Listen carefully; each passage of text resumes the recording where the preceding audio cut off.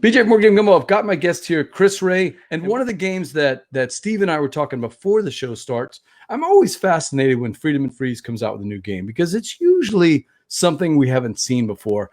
We can't even pronounce this one. So, Chris, you gotta help us out here. What are we doing with this game? The German is very confusing. It's pronounced finishing time. No, I'm just kidding. Okay, now that would be easy. Or off to work, right? Yeah, finishing time is the English name of the game. And so if you're searching for it on Board Game Geek, you can search for finishing time and it will. But I'm calling it Feierabend. But it's an after worker placement game, which is it's a worker placement game. But what's so cool about it is, first of all, there's no randomness in the game, which typically annoys me a little, but here I liked it. And it is a Friedemann Friese economic game where you have workers and they are stressed out and they're trying to buy leisure times, and whoever buys, the most leisure time, whoever buys the most relaxation, as they call it in the game, wins. And the board that you're seeing on your screen now is one of the boards that shows sort of the workers' conditions. So you get so many wages per week. There's a gender gap on the wages. There is workers can strike to earn additional benefits to their working conditions. And so you have to sort of balance, like, do I try to improve my working conditions now by striking, or do I, spend money on relaxation? And so it's an interesting theme, and the theme's a little bit pasted on, I suppose. Do you think? Yeah, but that's often the case with Friedman's games. But it's a very clever design, and everybody I've played with has really wanted to play it more and more. I think what are we looking at in the middle? Are those those are the relaxation boards. So the one on the bottom left is where you go to do sort of out of town relaxation activities. The top middle one is your vacation board, and the bottom right one is sort of your in town activities, visiting the park or going fishing, or I think it's going on a bike path. And so each activity earns you different relaxation, and it's a typical efficiency game, but it's really got a couple of twists, and the twists are, first of all, the theme, but then second of all, it is really just one of these pure strategy, no luck economic games, and I always think those are pretty intriguing, and it works. But if you win at being efficient, isn't that kind of not the theme of the game? I don't know how to answer that. I don't know. Yeah, I don't know how to answer that. I'm gonna ignore your question and substitute. That's probably a good idea, Chris. What's the most interesting part of this game? Friedemann Friese back in 2004 did a game called Power Grid.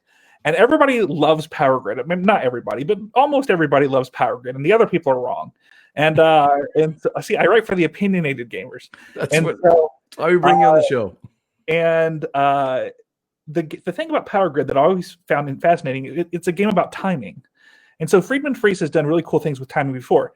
The winner of Feierabend will be the person who best times the end of the game. The end of the game is going to happen when somebody gets to level 40 on relaxation.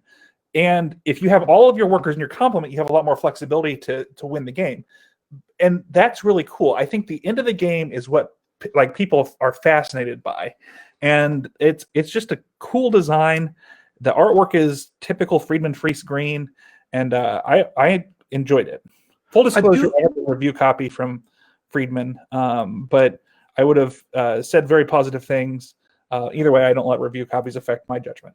No, you're very opinionated either way. Chris, a couple of people have commented about the art, and it's got that, I recognize some of these pictures, the lady with the red polka dots on the arm.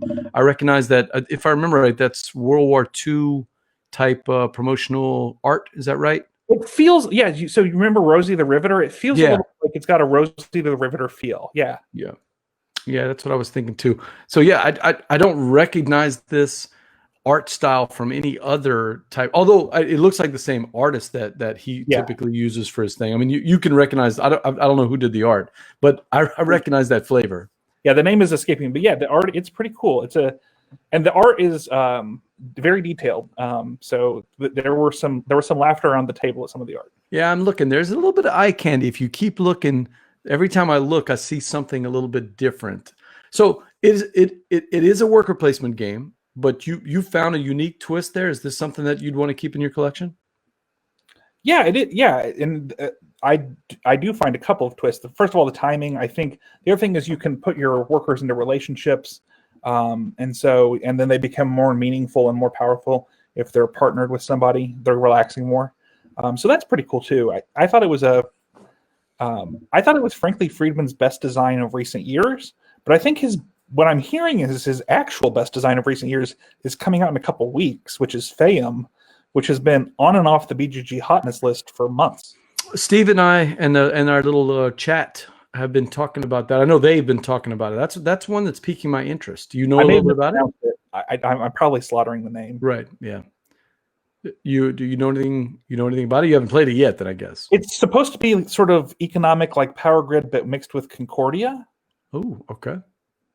Are you a fan of the little box card games that he's been putting out over the last couple of years? He's had a bunch of those little, the ones I'm talking about, the little square box games, Fear and Flee.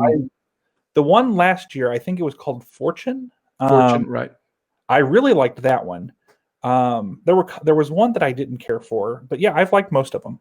I liked Fear. The Fear's the one that I liked the most, and of course, Fuji Flush as the little card game. That's a game that I've given out as gifts to people. I mean, it's super easy to teach. It's perfect holiday type of a game. I don't know if you've ever played Fuji Flush or not, but I have. Yeah, that was pretty cool. Yeah, that's pretty cool. So, yeah, that is what Dean's mentioning. One that I really want to try. I've had a lot of recommendations from people about this, and that's Fine Sand. Have you? Every time I hear it, I think it's an insult. It's like pound sand, but it's fine sand is what it is. I have not played the finished version. I was a play tester. This was the deck deconstruction game, I think. And so. It was pretty interesting. It's deck deconstruction. And Verla says you got her hooked. Power Grid mixed with Concordia. Yeah, so it's Math the card game, basically. Yeah, right. Math the card game, yeah. I like Power Grid, but you got to admit it's a mathy game, man. I mean that's kind of what the last round devolves to. I don't play it that way. I play it more for feel, but and that's why I never win. But the other players I play it with, they're sitting there and they're going like this, and like they're doing with their lips, like 14 times 7 times 3 times 2. If I do this, no, it's 2 times 3. Like, okay, man, just make your move. Let's finish this game up. So, but I do like it. I think Power Grid it's a brilliant design. And that's why it's still around, and it has all those expansions too, Chris. I mean, it's like Concordia, it just keeps fresh. But I'm actually interested in. I think Steve calls it Feierabend.